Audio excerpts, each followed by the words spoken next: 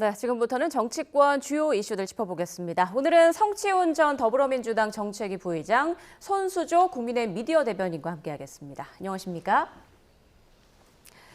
자, 먼저 앞서 집값이 떨어지고 소득이 쌓인 후 집을 사라고 말했던 이상경 국토부 1차관, 오늘 자신을 둘러싼 논란에 대해서 직접 사과했는데요. 듣고 오겠습니다. 저는 국민 여러분께 정책을 보다 소상하게 설명드리는 유튜브 방송 대담 과정에서 내 집 마련의 꿈을 안고 열심히 생활하시는 국민 여러분의 입장을 충분히 헤아리지 못했습니다. 진심으로 사과드립니다. 또한 저의 배우자가 실거주를 위해 아파트를 구입했으나 국민 여러분의 눈높이에는 한참 못 미쳤다는 점을 겸허히 받아들이고 재차 사과의 말씀 올리겠습니다. 앞으로 부동산 정책의 담당자로서 주택시장이 조기에 안정화될 수 있도록 최선을 다하겠습니다.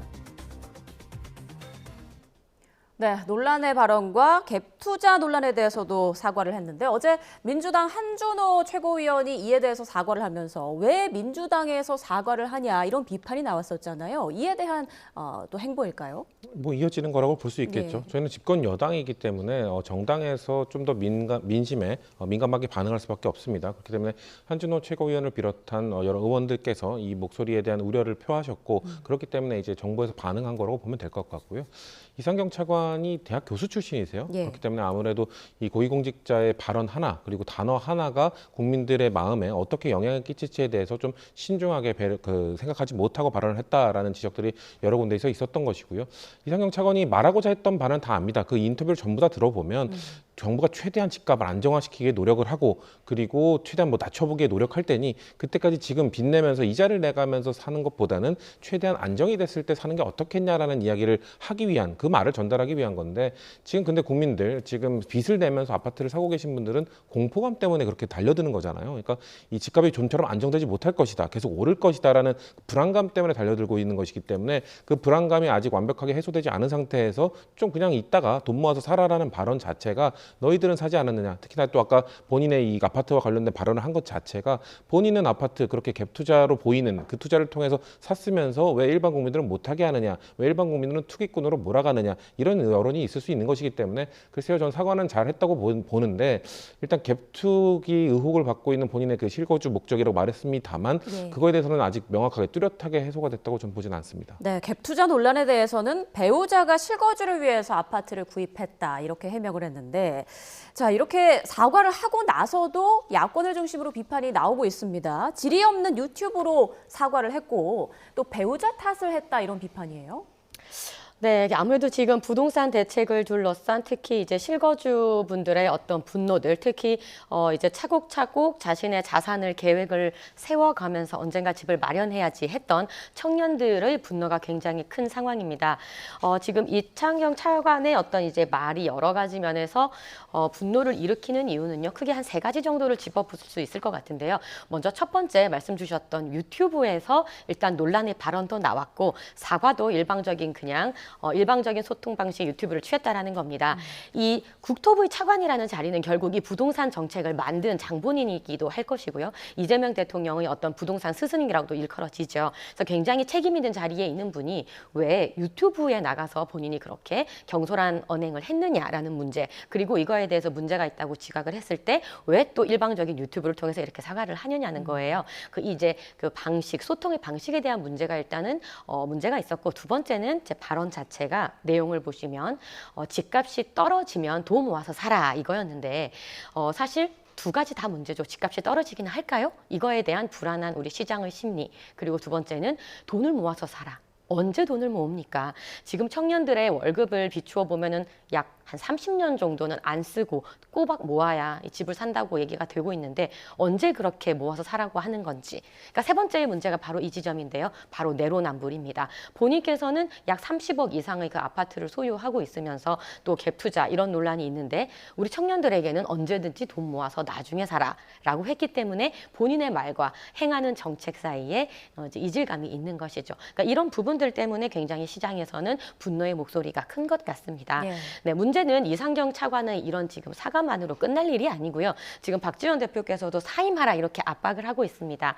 본인의 사임과 더불어서 지금 토어제로 묶이는 이 부동산 정책 자체에 이 시장의 이제 언론 시장의 여론이 굉장히 안 좋기 때문에 정책 자체를 철회해야 되지 않는가 이 정도 지경까지 이르렀다라고 봅니다. 네, 언급해 주신 것처럼 이상경 차관이 대국민 사과하기 직전이긴 합니다만 민주당 내부에서도 사퇴를 촉구하는 목소리가 나왔습니다.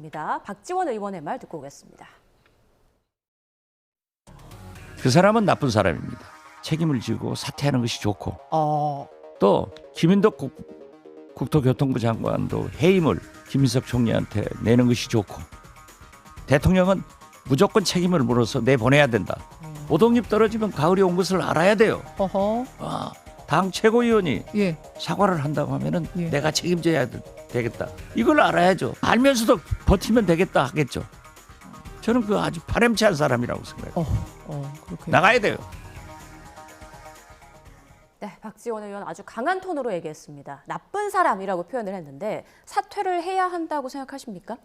전 발언은 매우 부적절했다고 생각을 합니다만 사퇴는 불필요하다고 생각합니다. 그리고 하면 안 된다고 생각하는 하면 이유가 안 된다고 생각하십니까? 왜냐하면 지금 일단 공급 대책을 발표한다고 하는데 지금 이 15 대책을 발표한 지 지금 8일 지났습니다. 아직 그 시장에 어떤 영향을 미치는지 제대로 드러나지 않은 상황이고요. 저는 공급 대책을 더 확실하게 발표할 필요가 있다라고 생각하기 때문에 그것과 관련된 책임 있는 사람인 차관, 장관, 해임 여부나 사퇴가 이루어진다면은 또다시 부동산 대책에 대해서는 몇 달 동안 공백이 생길 수밖에 없거든요. 그렇기 때문에 이 수장들이 이 완료되지 않은 부동산 대책에 대해서 깔끔하게 완료를 하고 그걸 한 다음에 그 정책에 대한 평가로서 뭔가 사퇴나 해임에 대한 그 평가를 받는 것이지 지금 대책을 발표한 지 8일 만에 만약에 그런 흐름으로 가게 돼버리면 이제 국민들에게 또 시그널을 주는 겁니다. 지금 15 대책 실패했다더라. 그래서 차관이 사퇴한다더라. 이렇게 되면은 그러면 부동산 가격 안 잡히겠네. 그러면 또 지금 우리 달려들어야겠네. 이런 시그널을 줄 수 있기 때문에 저는 지금의 상태에서 하는 건 부적절하다. 물론 발언에 대한 유감 표현에 대한 사과 이런 것들은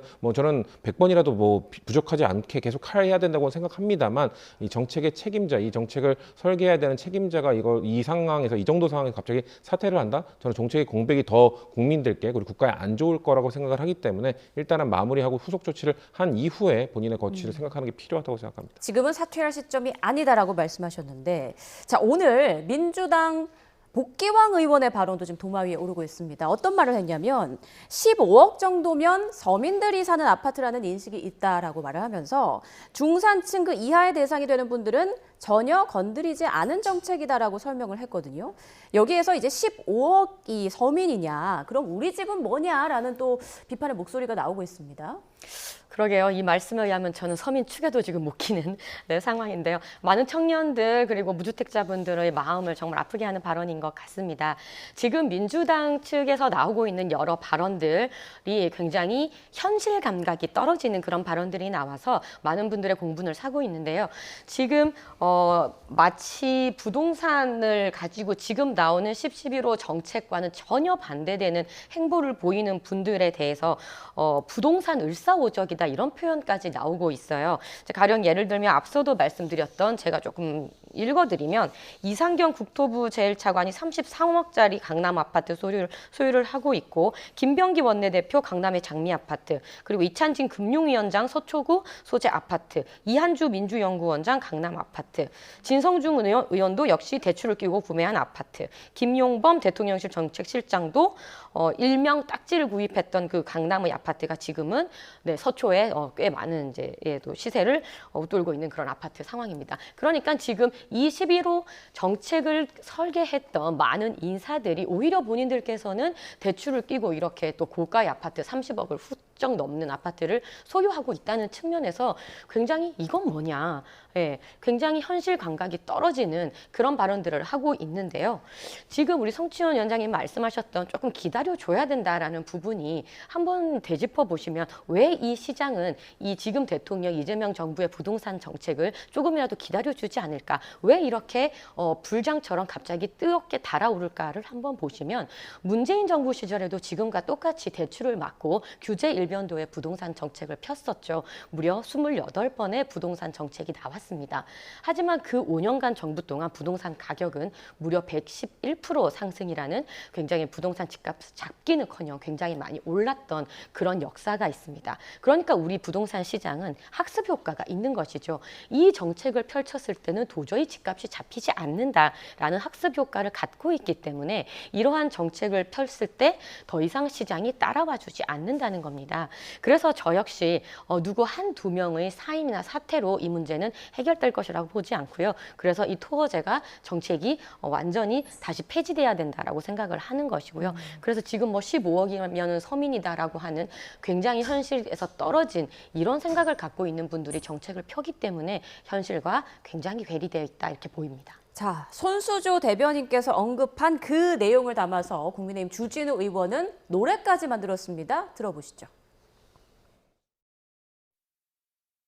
민주당은 금빛 누각 서민들은 서울 진입 금지 허가받아야 집을 사는 세상 지도 위 경계선 서울 진입 금지령 서울 입성행 계급표 대통령실은 강남의 다주택자 내가 성문을 닫아라 공무원 나리 실거주 허가 좀 주시오 아이는 몇 살이죠 6살이 옵니다 학연기 전인이 실거주 가족이 해외 체류 중이시던데요 다음 주 입국 예정입니다 입국 후 다시 신청하세요 불어 네, 주진우 의원이 만든 노래 서울 진입 금지령입니다. 자신이 하면 실거주고 국민이 하면 투기냐 이런 비판을 담고 있는데 앞서 그 민주당 복기왕 의원이 말했던 15억 정도면 서민들이 사는 집이다라고 했던 이 발언까지 묶어서 좀 의견을 말해주시죠. 일단 복귀왕 의원께서 말하고자 했던 바는 이번 정책의 15억 원 이하의 아파트, 그러니까 15억 원은 서민들이 사는 아파트 아니냐 이렇게 말씀하신 게 아니라 전 단어에 뭔가 좀 표현에 부적절함이 있었다고 보는데요. 예. 15억 원 이하에는 영향을 주지 않았다라는 말을 강조하고 싶으셨던 것 같아요. 그러니까 생애 최초 주택 구입자나 아니면 청년, 신혼부부, 서민들 이들에 대한 LTV는 70%에서 60%로 유지가 되고 있거든요. 그 말씀을 하시려고 한 겁니다. 15억 이상의 고가의 아파트, 정말 고소득자 아니면 정말 재산이 많은 사람들만 살 수 있는 그 아파트에 대해서는 대출 규제가 강하게 들어갔지만 이 15억 이하의 아파트를 구매하고자 하는 생애 최초 주택 구입자 이런 사람들에 대해서는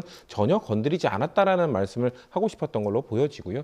문재인 정부 때와는 차이가 있습니다. 방금 말씀드린 것처럼 이 차별적으로 지금 LTV를 규제를 했어요. 그러니까 이 진짜 실수요자들 정말 저희 뭐 2030 세대나 그 신혼부부 이런 사람들에 대해서는 해라 LTV 70%까지 받으면서 60%까지 받으면서 대출 받아서 집을 사라. 근데 그게 아닌 정말 이 투자 목적으로 사실상의 투기를 하고자 하는 그런 사람들을 규제하고자 하는 것이기 때문에 근데 문재인 정부 때는 전체를 막 묶어보기도 하고 좀 찔끔찔끔했다라는 비판들이 많았거든요. 그렇기 때문에 사실상 이번에는 좀 강하게 규제를 통해서 풍선 효과를 통해서 사실상 정책의 실효성이 없게 만드는 그 과거의 그 전철을 밟지 않기 위한 우리의 목적이 있었다는 말씀을 드리고요. 그리고 토어제에 대해서는 사실 국민의힘 측에서도 오세훈 시장이 올해 2월에 그거 풀었다가 뜨거워하고 다시 묶지 않았습니까? 그런 것도 있습니다. 토어제를 풀었을 때 어떤 일이 발생하는지 국민의힘도 똑똑히 목도를 했습니다. 강남 집값이 안 그래도 너무 올라가고 있는 상황에서 그걸 풀어보려고 했다가 더 뜨거워지는 걸 봤기 때문에 지금 전체 토어제를 다시 풀어버린다? 그러면은 시장은 아마 더 활활 불타버릴 겁니다. 그렇기 때문에 지금 이 상황에서 뭔가 이 정책을 되돌려라, 뭐 취소해라 이렇게 말하는 것보다는 국민들에게 공포감을 주지 않는 이 집값 오를 겁니다, 실패할 겁니다는 자꾸 포비아를 주는 것보다는 어떻게든 안정시키겠습니다. 국민의힘도 나서서 우리가 이런 정책, 공급 정책을 좀 강화하는 쪽으로 이야기를 해서 어떻게든 잡아보겠습니다라는 이야기를 해주는 것이 좀 필요하다고 생각합니다. 네, 자 부동산 문제 내년 지방선거를 앞두고 민심이 움직일 수 있는 굉장히 큰 이슈인데 민심이 어느 쪽에 여야 중 어느 쪽에 손을 들어줄지 계속 좀 상황을 봐야겠습니다. 자 다음 이슈로 좀 넘어가 보죠. 지난 2023년 김건희 씨가 국보인 경복궁 근정전 내부에 들어가 임금이 앉는 자리에 앉았던 것으로 드러나 논란이 되고 있는데요. 추가 사진이 또 공개됐습니다. 화면으로 함께 보시죠.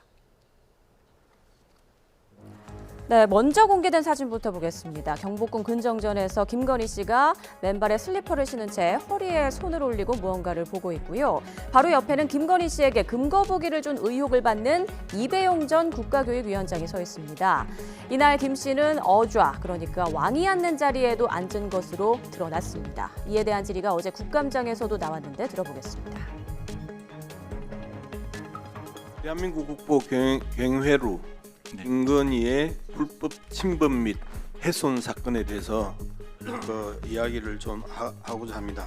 왜 갔나요? 저도 방송을 보고서서 왜 갔나요? 빨리. 9월 12일 날 그 월대 복원 기념식과 그다음에 UAE 그 대통령 국왕 그 국빈 방문 보세요. 예.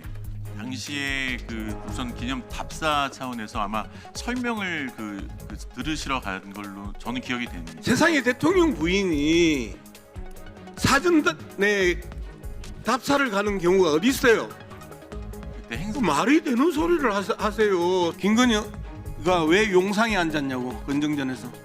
왜 앉았어? 절 모르겠습니다. 뭘 몰라요. 어디서 앉으셨어요? 누가 앉으라고 그랬냐고요? 국보에 길게 안 여자가. 그 영상이 뭐 개인 소파입니까? 김건희 장식품입니까? 김건희가 스스로 올라갔어요? 스리퍼 짝짝 신고? 네, 그리고 당시 김건희 씨가 고궁 이곳저곳을 누비던 사진을 주진우 시사인 편집위원이 추가로 공개했는데요. 경복궁 앞에서 들어가는 사진이라고 설명한 바로 이 사진. 선글라스를 낀 김건희 씨가 한 손에 양산을 들고 다른 한 손으로는 이배용 전 위원장의 손을 꼭 잡고 있습니다. 또 당시 김건희 씨가 입은 재킷은 한 명품 브랜드의 2023년도 신상으로 정가가 360만 원 정도였다고 전했고요. 또 김건희 씨가 종묘 궁궐을 11차례나 방문했다고 들었다, 이런 말도 덧붙였습니다. 자, 김건희 씨가 왕의 의자에까지 앉았다고 하는데 역대 대통령들조차 한 번도 앉은 적이 없는 걸로 알려지고 있습니다. 그리고 무엇보다 또 김건희 씨가 이배용 전 위원장의 손을 꼭 잡고 있는 이 모습도 눈에 띄는데요. 왜 그거에 대해서 주목을 하는 이유는 이배용 전 위원장은 지금 금거북이 이를 김건희 여사에게 전달하고 그걸로 대가로서 자리를 받았다는 의혹을 지금 받고 있는 상황이기 때문에 저 자리에 왜 같이 갔냐라는 의혹에서 자유로울 수 없는 거겠죠.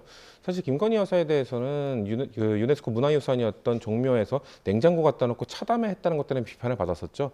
이번에는 이 국보입니다. 국보에 아까 전에 역대 대통령들도 앉지 않은 게 아니라요. 앉지 못하는 겁니다. 국보에 누가 앉습니까? 당연히 국민들은 저기 접근도 못하는 곳입니다.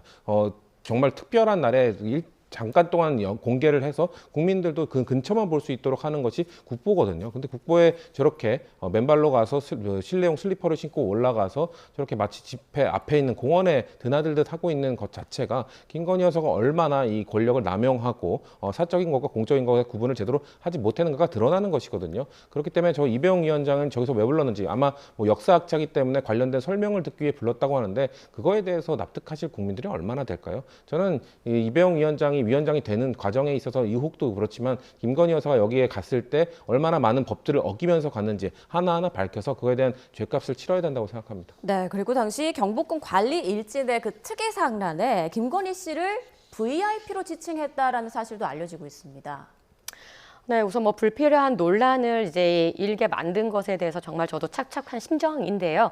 지금 근데 다만 저 사진 한 장을 가지고 여러 가지 확대 해석을 할 필요까지는 없다, 이렇게 생각을 합니다. 사실 전날은 제가 알기로 국가유산청 안내하에 진행된 공식 행사였던 것으로 압니다. 그래서 뭐 지금 질의하는 모습을 보니 일개 아녀자가 뭐 이런 표현도 이제 서슴지 않고 쓰시던데요. 사실 그런 발언들은 조금 부적절했다고 보이고 또 어떤 공식적인 행사를 통해서 진행된 그런 내용이었던 것이고 뭐 슬리퍼를 찍찍 신었다 또 이렇게 말씀을 하셨는데 사실상 저 공간이 빛이 된 슬리퍼를 신고 그러니까 신발을 갈아 신고 가야 되는 또 그런 부분도 있다고 해요. 뭐 그 손을 잡고 이배용 총장과 같이 가셨던 부분은 또 뭐 아무래도 이렇게 연세가 좀 있으시다 보니까 부축을 했던 것일 수도 있고요. 그러니까 사진 하나로 뭔가 이제 해석되는 부분이 조금 이제 확대 해석은 지양을 해야겠다라는 생각이 듭니다. 그래서 이런 사진을 두고 마치 뭔가 왕놀이다 뭐 이런 식으로 프레임이 되는데 사실 예전에 이재명 대통령께서 성남시장 시절에 그 성남시장의 집무실에 일반인이 그 책상에 두 다리를 얹고 이렇게 나왔던 그 사진도 있지 않았습니까? 그래서 그 사진을 보고 뭐 그때 조폭 논란도 있었고 조폭이 시장실에 두 발을 올리고 노리고 있다. 뭐 이런 식의 이제 해석들도 있었는데 사실 이런 식의 것들이 정치권에서 나오면은 저는 굉장히 이것은 정치 공해다 이렇게 생각을 해요. 너무 정치적인 그런 소비성으로 이렇게 소비할 일이 아니라 어떻게 보면은 우리는 배우자의 역할과 뭐 이제 범위라든지 이런 부분에 대해서 시스템을 만들어가는 것에 대해서 조금 더 신경을 쓰는 게 좋지 않을까 싶습니다. 네, 자 말씀 나누는 중에 지금 김건희 특검에서 브리핑을 진행했는데요. 속보로 전해드리겠습니다. 자, 특검에서 다음 달 4일, 그러니까 11월 4일에 김건희 씨의 모친과 오빠를 소환 조사할 예정이다라고 밝혔습니다. 공공지구 의혹과 관련해서 최은순 씨 그리고 김진우 씨를 조사할 예정이라고 하고요. 그리고 증거인멸 혐의도 함께 조사할 예정이라고 밝혔습니다. 그리고 이 두 사람 모두 피의자 신분으로 조사한다라는 말도 덧붙였습니다. 그리고 다음 주에 수사 인력 일부가 복귀할 예정이라면서 수사팀 재편 작업을 본격화할 예정이다. 이런 말도 덧붙였고요. 그리고 오세훈 서울시장 관련한 언급도 있었습니다. 다음 달 8일 오 시장을 소환할 예정이라면서 다음 달 8일에 오세훈 시장과 명태균 씨를 대질할 예정이다라고 말을 했습니다. 오늘 잠시 뒤 국감에서 오세훈 시장과 명태균 씨가 또 함께 대면을 하는 그런 상황이 펼쳐질 텐데 다음 달 8일 특검에서도 대질이 예정돼 있다라는 말을 했습니다. 이 내용 정리해서 또 추후에 다시 한번 전해드리겠습니다. 네, 다음 이슈 또 넘어가 보겠습니다. 근무 시간에 술 파티를 벌이는 등 비위 의혹을 받고 있는 전 제주지방법원 판사 3명 중 1명이 뒤늦게 국정감사장에 나와서 사과를 했습니다. 변호사와 주고받은 메시지, 애기 보러 갈까라는 내용 중 이 애기가 특정 여성 종업원이다 이렇게 밝히기도 했는데요. 화면으로 함께 보겠습니다. 네, 그제 늦은 밤 국회 모습을 드러낸 수원법원 소속 여경은 부장판사. 지난해 6월 제주법원 재직 당시 다른 부장판사 2명과 함께 근무 시간에 술 파티를 벌이고 노래방에서 소란을 피운 인물인데요. 증인 채택에도 불출석하다 동행 명령장이 발부된 뒤에야 국정감사에 출석했습니다. 점심 먹고 복귀할 생각이었는데 술이 과해져서 평소에도 점심시간에 이렇게 술을 자주 마시나요? 간단히 먹은 적은 몇 번 있습니다. 점심 때 술을 먹으면 되겠어요, 판사가?